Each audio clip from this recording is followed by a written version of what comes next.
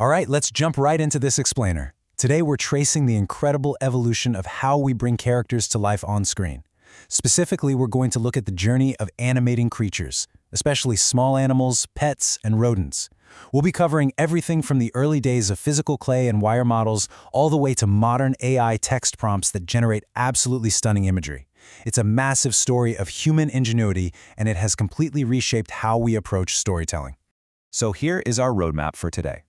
First, the birth of stop motion. Then puppets, clay, and animatronics. Third, bridging the physical and digital worlds. Fourth, the AI video revolution. And finally, directing with text prompts. We are going to journey chronologically through well over a century of movie magic to see how the physical crafts of the past bridge directly into the boundless tools we have today in 2026.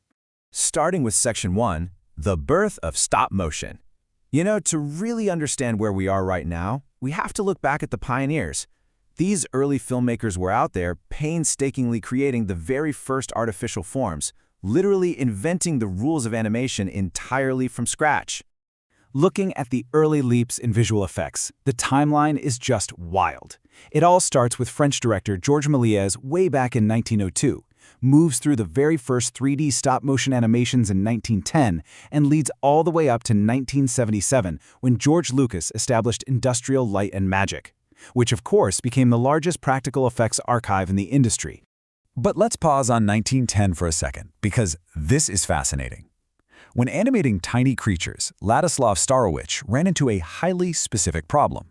His live stag beetles absolutely refused to fight under the hot, bright studio lights. So, what was his solution? He literally mummified real insects and physically manipulated them frame by frame. That gave us the first true 3D character animation. I mean, it's a slightly morbid, but totally groundbreaking way to animate small creatures. Now, while Starowich was focusing on the intricate, tiny movements of insects, Willis O'Brien, and later his famous protege Ray Harryhausen, took those exact same principles and just blew them up to massive proportions. They championed this whole new era of surreal action, mixing these towering stop-motion monsters seamlessly with live actors. Which brings us to Section 2, puppets, clay, and animatronics. As the stories Hollywood was telling got bigger and bigger, the demand for incredibly realistic physical characters just exploded. We were entering a true golden age of practical effects.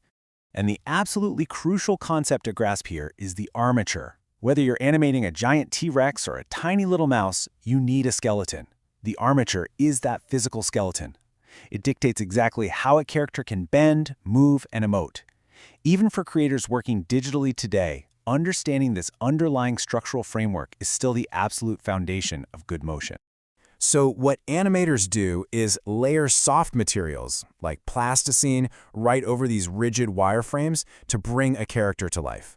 Studios like Aardman perfected this technique, using synthetic clay over incredibly intricate armatures to create beloved small animal characters. Think of Wallace's dog Gromit, or all those tiny, super expressive rodents in The Curse of the Were-Rabbit. And the craft wasn't just for sci-fi aliens or giant dinosaurs, despite what we often see. Sure, we have the delicate hand sculpting of Yoda's expressions by Stuart Freeborn and Stan Winston's massive fiberglass molds for giant animatronics, but Stan Winston's studio also applied these incredibly complex techniques to small pets. They built hyper-realistic animatronic puppets for the 2001 film Cats and Dogs, perfectly syncing complex mechanical movements to look like real-life animals. All right, Section 3, bridging physical and digital. So the big question becomes, how do we get from massive fiberglass molds and intricate wire skeletons into the digital realm? Making that jump required solving some major physical limitations. Because, in physical animation, you are constantly battling the limits of your materials. Take Lego stop-motion tutorials, for instance. Animators constantly point out that standard minifigures literally can't bend their elbows.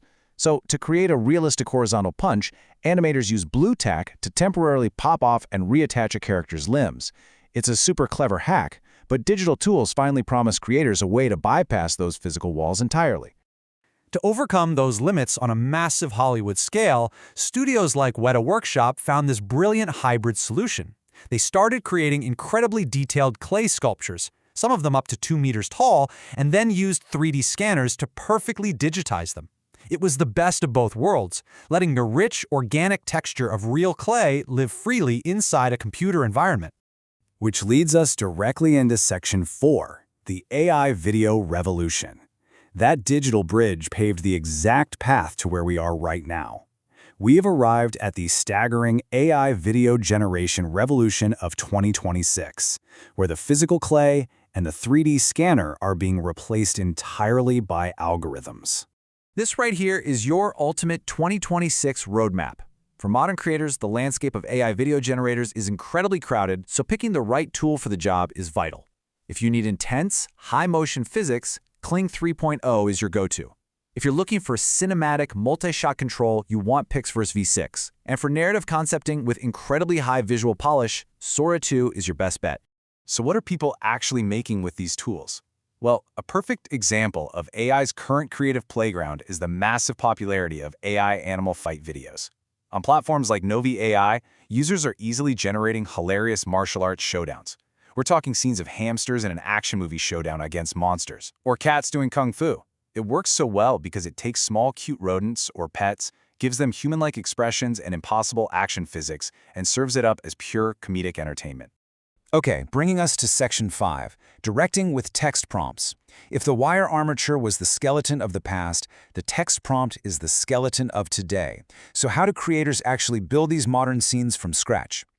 This is the blueprint for how you build a scene today using recommended structures from tools like Novi AI. You aren't molding clay anymore. Instead, you are carefully sequencing text.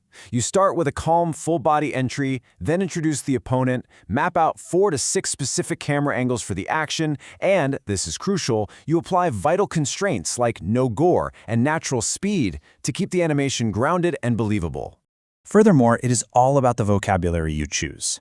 Tools like Runway recommend completely avoiding negative phrasing, so you never tell the AI what not to do. Instead, you rely on really powerful descriptive action verbs like undulates or shatters.